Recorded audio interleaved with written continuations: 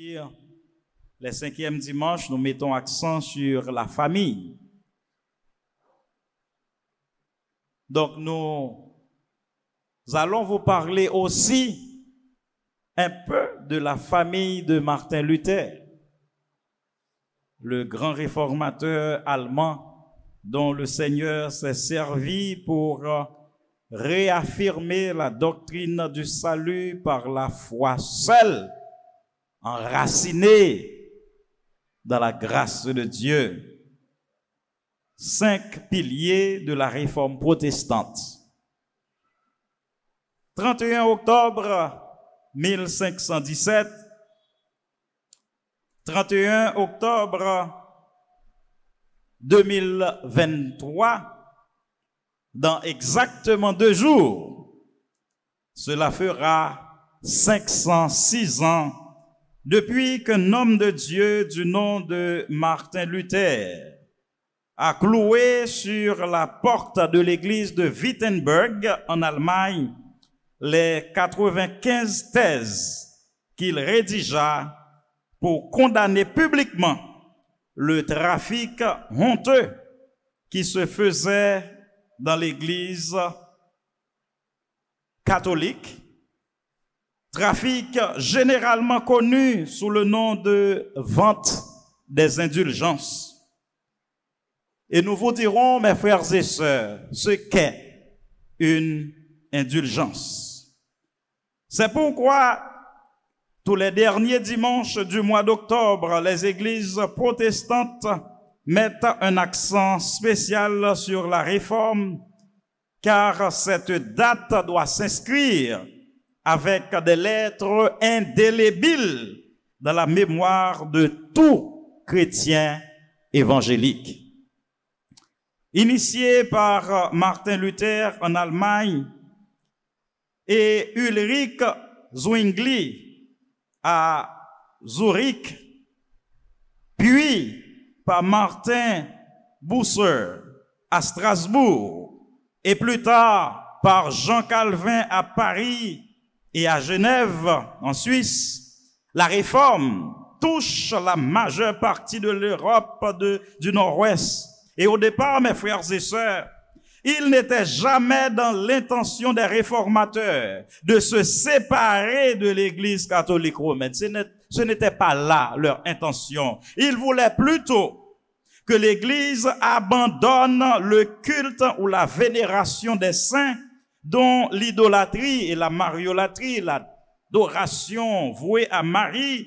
Ils voulaient combattre la corruption, le concubinage de certains prêtres, l'avarice et l'immoralité du clergé, les fausses doctrines telles que le purgatoire, le salut par les œuvres, la messe en faveur des morts, etc.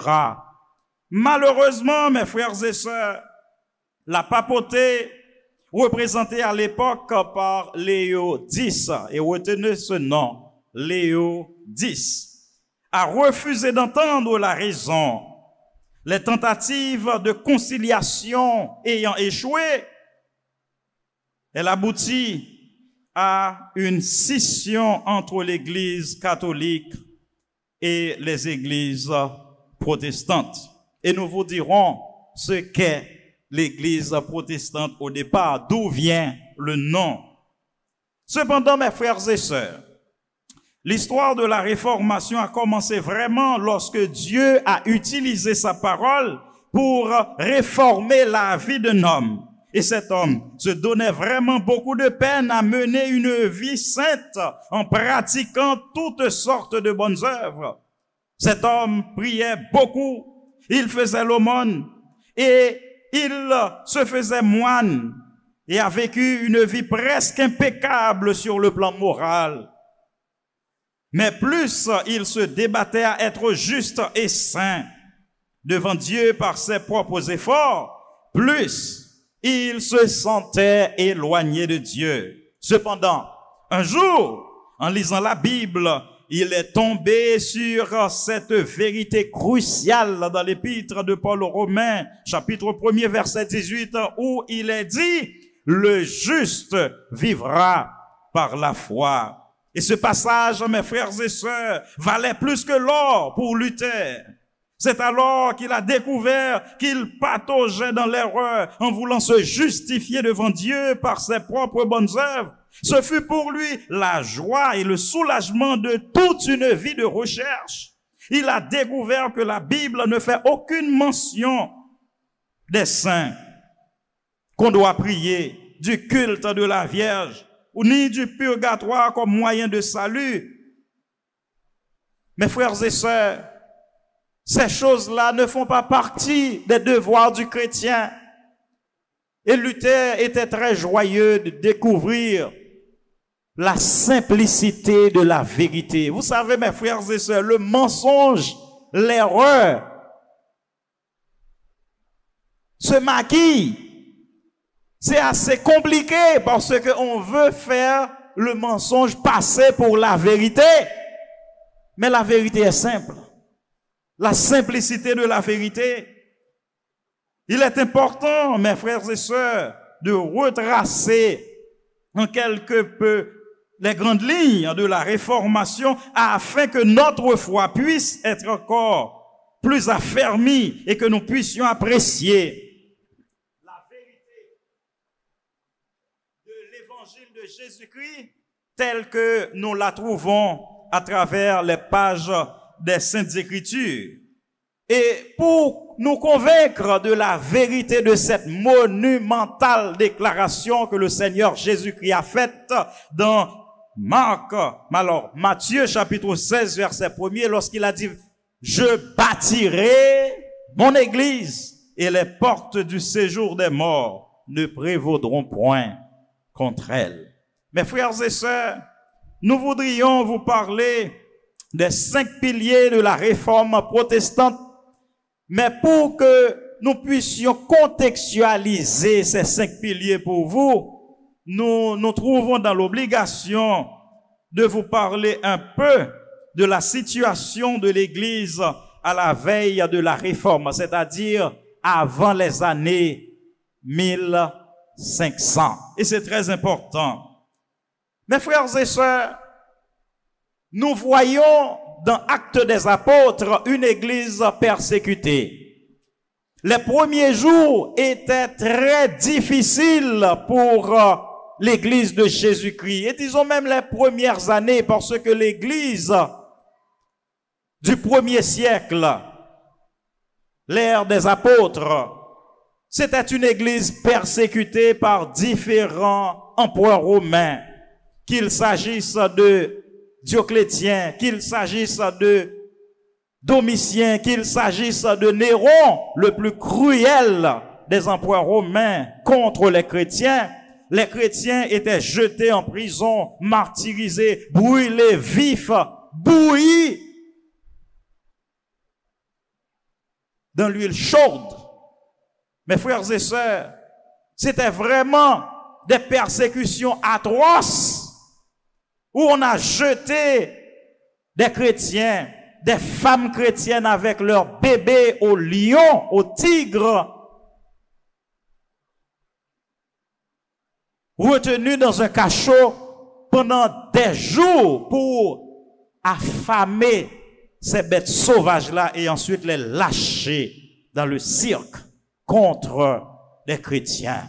Mes frères et sœurs, de l'église persécutée à l'église impériale, avec la conversion de Constantin Flavius, l'empereur romain en 313 après Jésus-Christ, c'était une différence énorme. C'était même un abîme de différence entre l'église persécutée et l'église qui est devenue la religion officielle de l'Empire romain avec, entre guillemets, la conversion de Constantin, qu'on appelle Constantin le Grand, en 313 après Jésus-Christ, c'est-à-dire le début du 4e siècle. Et le résultat, mes frères et sœurs, c'est la mondanité dans l'église, c'est la décadence dans l'église sur le plan spirituel, moral et doctrinal, parce que lorsque l'église, le christianisme est devenu la religion officielle de l'Empire romain à partir de 313, alors beaucoup de gens étaient venus au sein de l'église disant qu'ils voulaient se convertir, mais ils ne voulaient pas vraiment marcher avec Dieu. Ils voulaient obtenir des privilèges de la part de l'empereur qui se fait chrétien alors. Parce qu'il y avait la promotion pour le christianisme dans tout l'empire.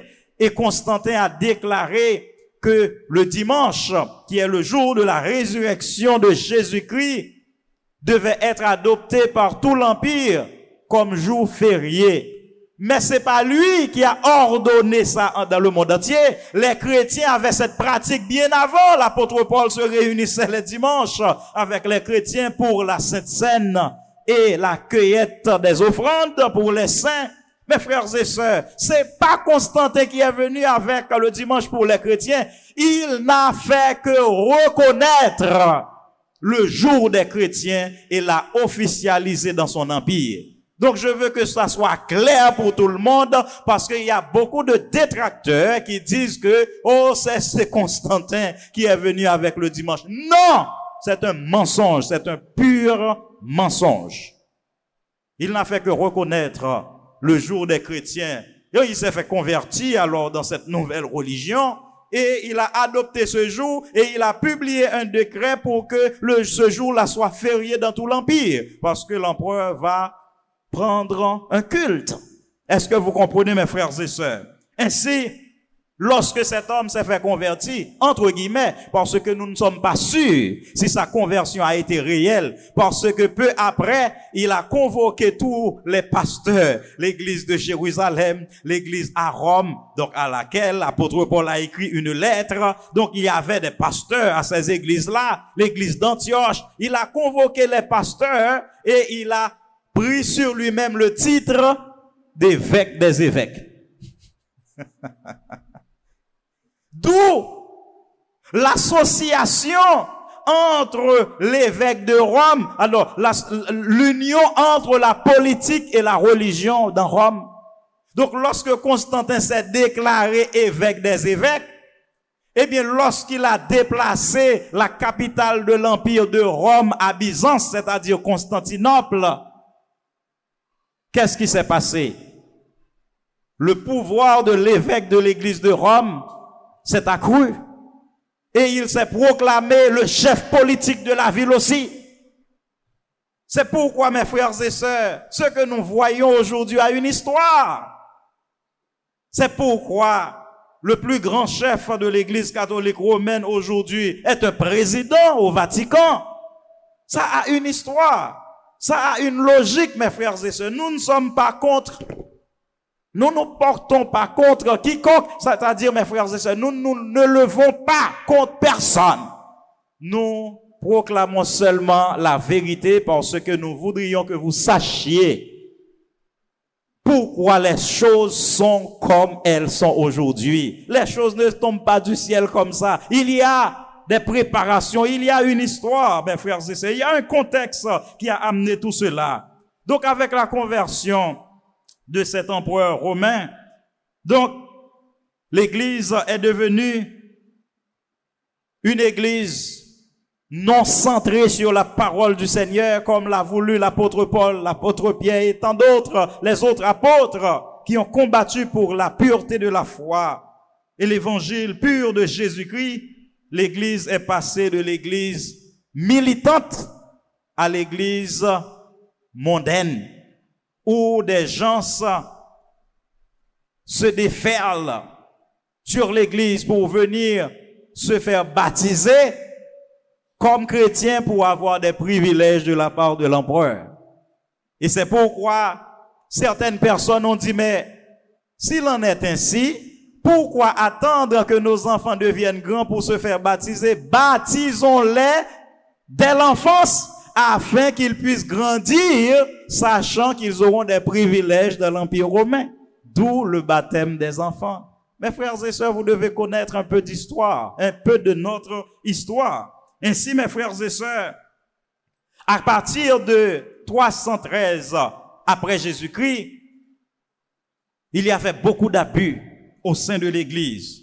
La prétention du pape à la suprématie, il s'est déclaré le vicarius filii Dei, c'est-à-dire le vicaire du Fils de Dieu sur terre.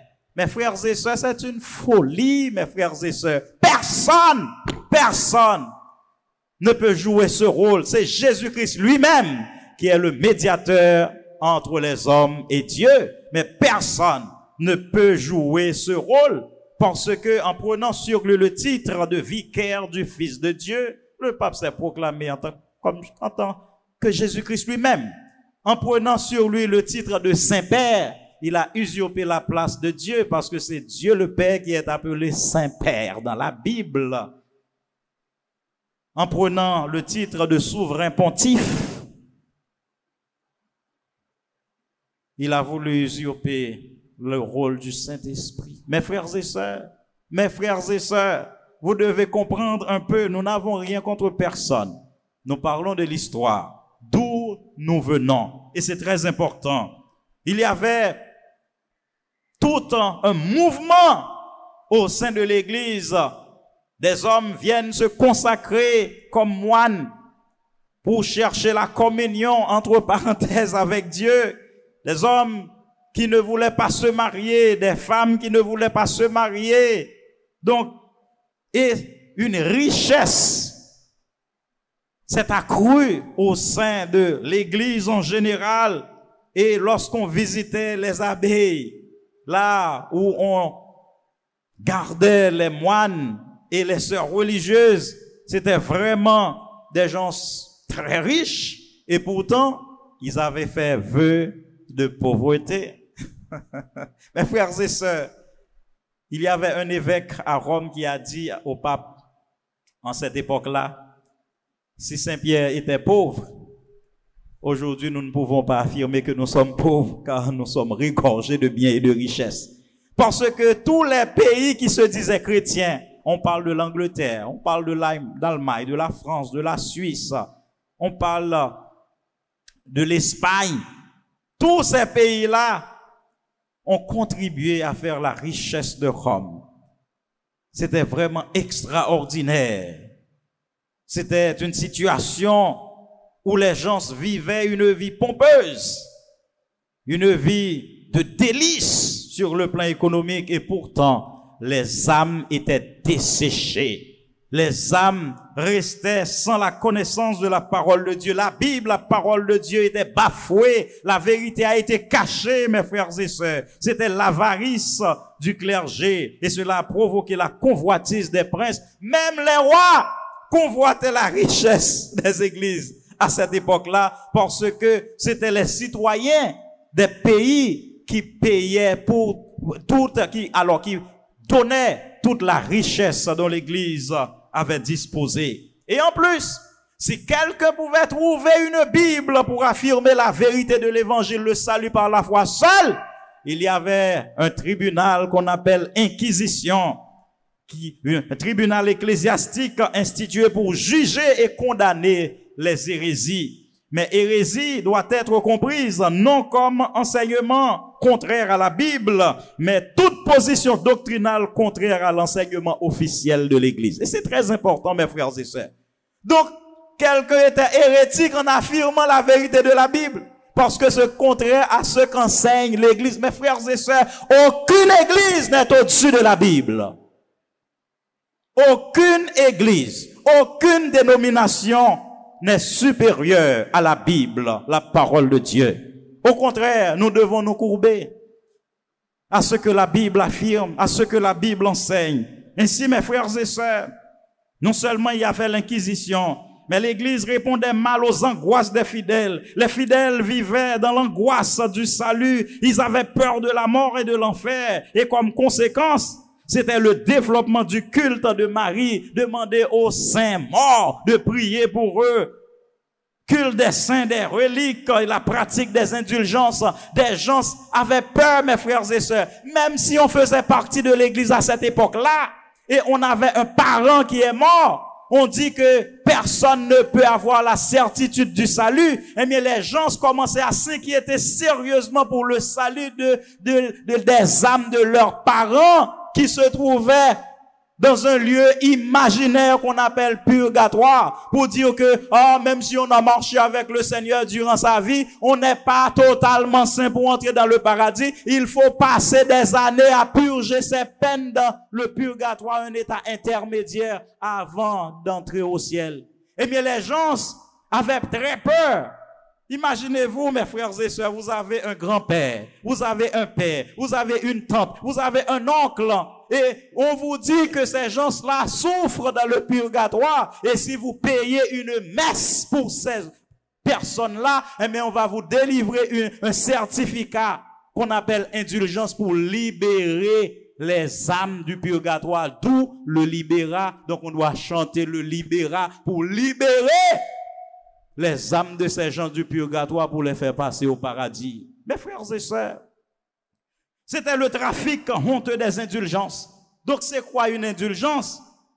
C'est un certificat signé et délivré par le pape, pardonnant les péchés même des morts au purgatoire à prix d'argent. Et le champion de cette honteuse pratique était le moine Johann Tetzel, un moine dominicain. Alors là, quand nous parlons de dominicains, c'est pas nos voisins là. Donc, c'est l'ordre des dominicains. Donc, Dominique était un homme qui a formé un ordre, c'est-à-dire un groupe de moines qu'il a enseigné. Et c'était comme l'école des Augustins, c'est-à-dire l'ordre des Augustins. Martin Luther faisait partie de l'ordre des Augustins qui mettait l'accent sur l'étude de la Bible et de la philosophie. Et Martin Luther était très brillant, lui, et nous vous en parlerons, mes frères et sœurs. Mais Johann Tetzel a reçu une voiture luxueuse. Alors, lorsqu'on parle de voiture, en ce temps-là, au XVIe siècle, c'était une carrosserie, décorée avec des chevaux, et puis il passait là et pour dire que attention, attention, la délivrance va arriver, vous venez acheter les certificats d'indulgence. Et il dit, immédiatement qu'on jette l'argent et l'argent sonne dans la couche, bang, eh bien l'âme de la personne sort du purgatoire et entre au paradis. Quel mensonge, quelle folie, quelle inexactitude, quelle fausse doctrine. Heureusement, mes frères et sœurs, même les frères et sœurs de l'Église catholique ne sont plus fiers de ces choses-là. Heureusement, parce que c'est honteux, mes frères et sœurs. Car qu'est-ce que Pierre a dit à Simon le magicien? Périsse ton argent et toi-même si tu penses que le don de la grâce de Dieu peut être acquis à prix d'argent. Mes frères et sœurs, nous proclamons seulement la vérité. Nous n'avons rien contre personne. Ainsi, mes frères et sœurs, je voulais vous mettre au courant de la situation dans laquelle se trouvait l'Église à la veille de la réforme protestante au XVIe siècle, vers les années 1500. Ainsi, nous allons vous parler, mes frères et sœurs, du cheminement de la grâce de Dieu dans la vie de Martin Luther, jusqu'à sa conversion, pour vous montrer comment Dieu peut révolutionner le monde par la vie d'un simple homme. Mes frères et sœurs, Martin Luther est né à Eileben, dans le comté de Mansfield, c'est-à-dire sur l'habitation de Mansfield, le 10 novembre 1483, l'année de sa naissance. Il est l'aîné de 7 enfants. Donc sa famille avait 8 enfants et son père, Hans Luther, c'est le nom de son père, Hans Luther, H-A-N-S, était mineur dans les montagnes de Saxe. Donc il travaillait dans les mines pour extraire des métaux. Les commencements de Luther furent durs et pauvres. Il contribuait, comme tous les commencements des grands hommes, à préparer sa destinée future. La mère de Luther, femme grave et pieuse, dirigea son éducation. Elle la rendit très religieuse, mes frères et sœurs. C'était une femme très religieuse et elle a voulu inculquer à Luther le respect des saints. Luther a appris à prier les chers saints. Et sa mère l'encouragea fortement.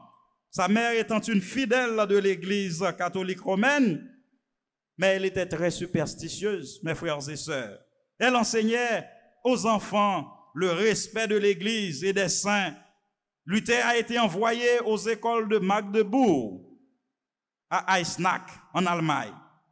Et il fut obligé pour subvenir à ses besoins de réciter des prières, de chanter des cantiques devant les maisons des bourgeois. Il reçut ainsi une première instruction à l'aide de la charité. Il avait une voix fort belle et il aima toujours la musique qui, de sa jeunesse, était venue au secours de son indigence. Parce que Luther chantait dans les quartiers pour recevoir de l'argent des bourgeois. Avec cet argent, il pouvait se payer une éducation. Et malgré la pauvreté familiale, à 18 ans, il entra à l'université d'Erfurt, où il est sorti maître SA à 20 ans. À 20 ans déjà, il a obtenu sa première maîtrise. Il a appris la philosophie scolastique. Il a étudié l'Antiquité et la jurisprudence parce que son père a voulu qu'il soit avocat. Et son père désavoua son choix de devenir moine. Et il avait une pénétration extrême. Et dès qu'il s'appliquait à une chose, il la savait. Et dès qu'il la savait, il ne l'oubliait plus. Donc il avait une mémoire prodigieuse. Luther, le moine, mes frères et sœurs, il était devenu moine après une expérience malheureuse sur une route où il était presque mort, frappé presque par la foudre, et il a prié à Sainte Anne, la sainte que sa famille a adoptée, en disant: Sainte Anne, sauve-moi, je me ferai moine, sauve-moi. Sous la pluie, il a vu les éclairs, l'orage, et il était presque tombé sans connaissance, et il a fait cette prière. Donc il se trouva en désaccord avec son père. Il ne pouvait pas honorer le vœu de son père. Et c'est pourquoi, mes frères et sœurs, cet homme-là, qui voulait tenir parole, il entrait dans l'ordre des Augustins et se fit moine. Mes frères et sœurs, Luther, en étudiant l'épître aux Romains, est tombé sur ce verset. Romains chapitre 1er, verset 18. Le juste vivra par la foi.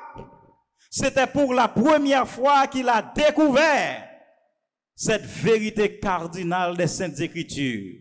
Et il a pu comprendre pourquoi il n'avait jamais de paix. Parce qu'il voulait être parfait. Il se maintenait dans une rigidité morale pour mériter le salut. Il a tout fait de par lui-même pour mériter la grâce de Dieu. Mais plus il faisait ça, plus il se sentait coupable et pécheur et perdu. Et c'est alors que Dieu a vu qu'il était sincèrement dans l'erreur. Frères et sœurs, on peut être sincèrement dans l'erreur.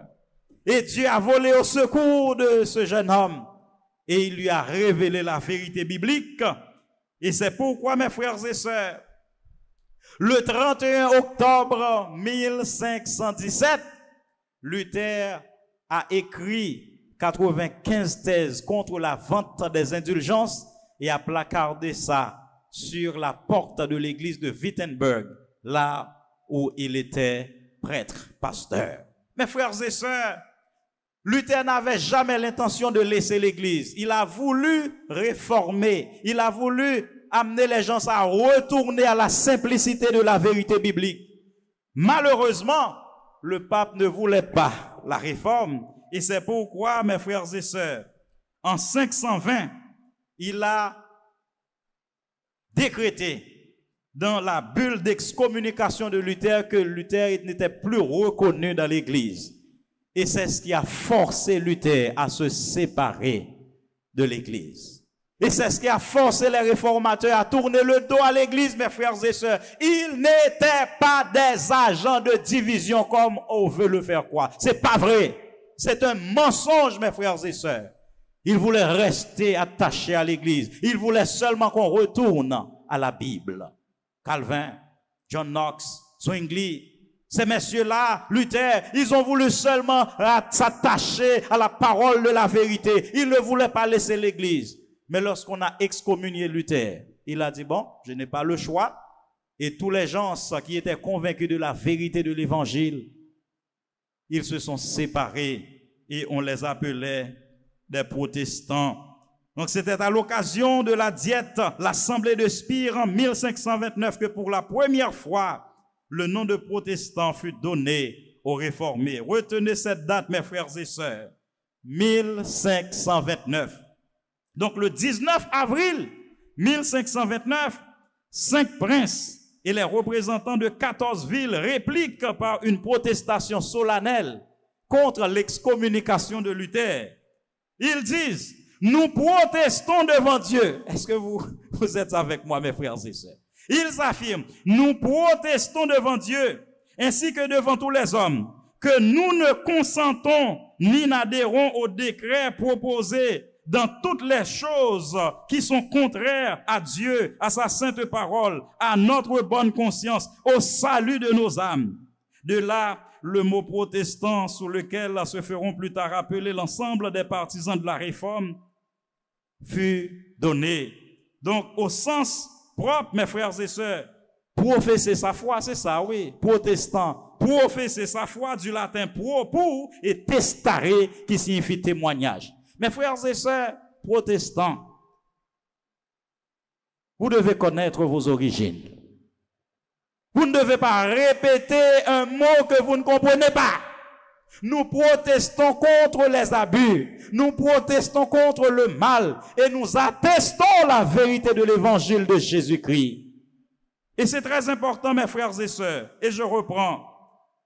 Professer sa foi, du latin pro, pour, et testare, témoigner. Donc nous témoignons pour la foi qui a été transmise aux saints une fois pour toutes, comme nous le dit l'apôtre Jude. Ainsi, mes frères et sœurs, nous devons être fiers de notre héritage. Mais cela ne doit pas s'arrêter là.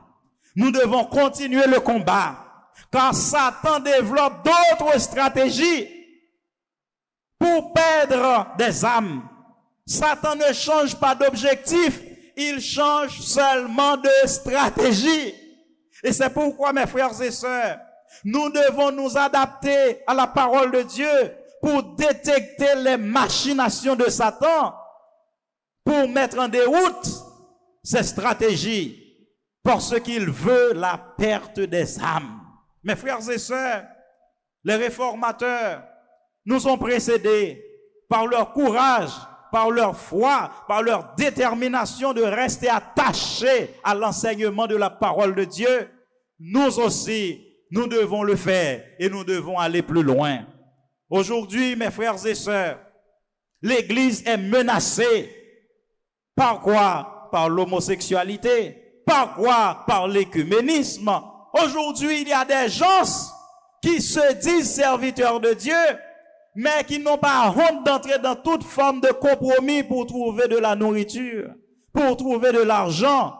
C'est l'immoralité qui bat son plein, mes frères et sœurs. Nous devons nous dresser contre ces choses au nom de la vérité de l'évangile de Jésus-Christ. Nous n'avons rien contre personne, mais nous devons combattre pour la foi qui a été transmise aux saints une fois pour toutes. Ainsi, mes frères et sœurs, nous allons terminer avec les 5 piliers de la réformation. Vous devez les connaître, mes frères et sœurs. Vous devez vous familier avec ça. Et on l'appelle les 5 solas, ou les principes fondamentaux de la réforme protestante. Les réformateurs, Martin Luther, Jean Calvin, Ulrich Zwingli, ont exprimé leur conviction en 5 formules significatives, en commençant par sola ou solus, qui signifie seul en latin. Le premier sola, soli Deo gloria, c'est-à-dire à Dieu seul soit la gloire. Amen.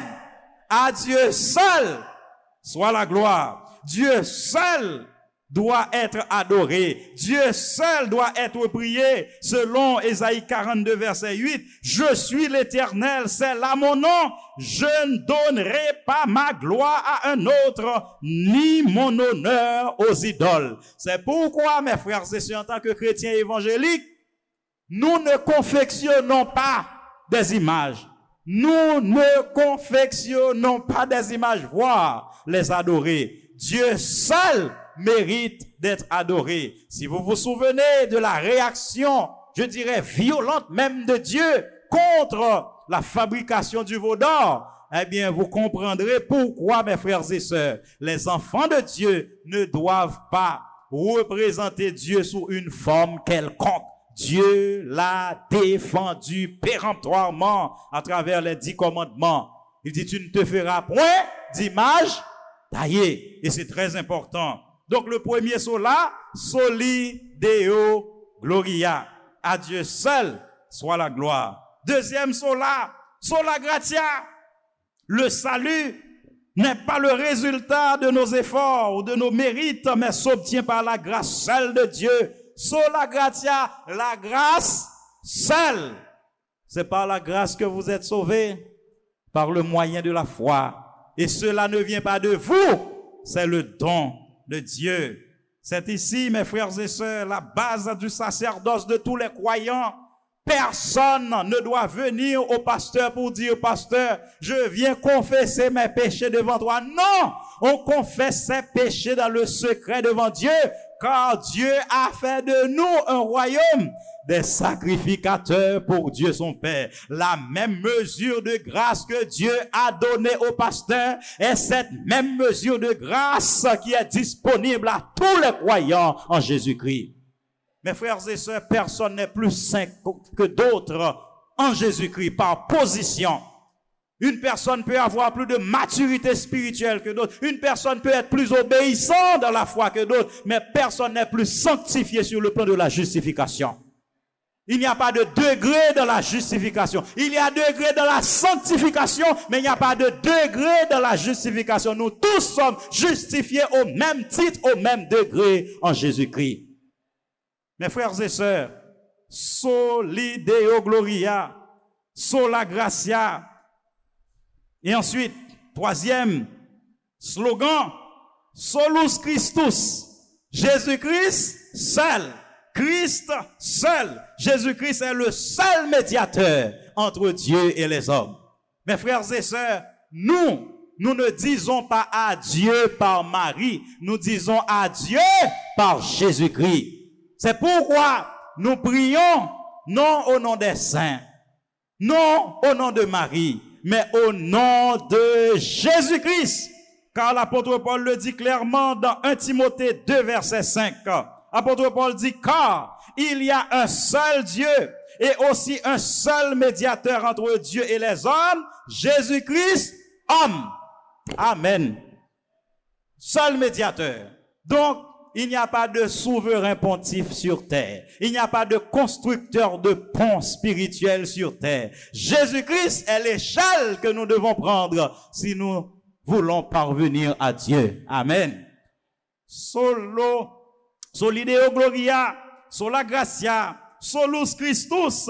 Quatrièmement, sola fide, la foi seule. Le moyen par lequel nous pouvons obtenir la grâce de Dieu pour avoir le salut éternel, c'est la foi seule. Sola fide. Le salut n'est pas donné par les sacrements ou la religion, mais par la foi seule.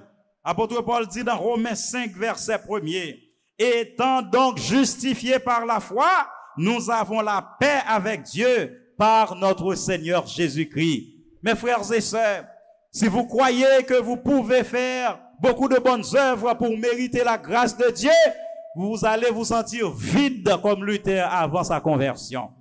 Vous allez expérimenter le tourment, vous allez ressentir la colère de Dieu à tout bout de champ, car seul le sang de Jésus-Christ peut satisfaire la colère de Dieu, peut apaiser la colère de Dieu contre nos péchés. Accrochons-nous, mes frères et sœurs, à la foi en Jésus-Christ, sola fide. Et le dernier sola, le cinquième, sola scriptura. Sola scriptura, l'écriture seule, c'est-à-dire la Bible seule. Nous n'avons pas d'autre moyen de connaître Dieu qu'à travers la Bible, les Écritures. De Timothée, chapitre 3, verset 16, toute écriture est inspirée de Dieu et utile pour enseigner, pour convaincre, pour corriger, pour instruire dans la justice, afin que l'homme de Dieu soit accompli et propre à toute bonne œuvre. Accompli ne signifie pas parfait. Accompli signifie mature, afin que nous puissions grandir dans la foi. Mes frères et sœurs, le salut n'est pas donné comme le résultat de nos œuvres. La Bible est l'autorité suprême et c'est la Bible qui nous dicte notre comportement en matière de doctrine. Ainsi, les 4 premiers solas découlent de celui-ci. Donc, récapitulons mes frères et sœurs. Premier sola, soli Deo gloria, à Dieu seul soit la gloire. Deuxième sola, sola gratia, la grâce seule. Troisième sola, solus Christus, Christ seul, pas de saint, pas de Marie. Quatrième sola, sola fide, la foi seule. Vous ne pouvez pas vous sauver par vos bonnes œuvres, aussi immenses qu'elles puissent être. Et le 5e sola, sola scriptura, la Bible seule, ou encore l'écriture seule. Mes frères et sœurs, voilà notre fondement. Voilà ce sur quoi nous nous basons en tant que chrétiens. C'est notre base, frères et sœurs. Le monde vit dans les ténèbres. Combattons pour la foi qui a été transmise aux saints une fois pour toutes. La foi, mes frères et sœurs, a été transmise telle que nous l'avons reçue de la part des apôtres. Nous avons été édifiés sur Jésus-Christ, sur le fondement des apôtres, l'enseignement de la doctrine chrétienne. Nous ne négocierons jamais et au prix de notre vie, même si nous devons mourir aujourd'hui, comme Polycarpe, comme beaucoup de martyrs, comme Justin martyr, nous devons rester accrochés à la vérité de l'évangile, car le Seigneur a fait de nous quoi? Sel et lumière. Remplissons fidèlement notre rôle pour la gloire de Dieu. Que le Seigneur vous bénisse ce matin. Amen.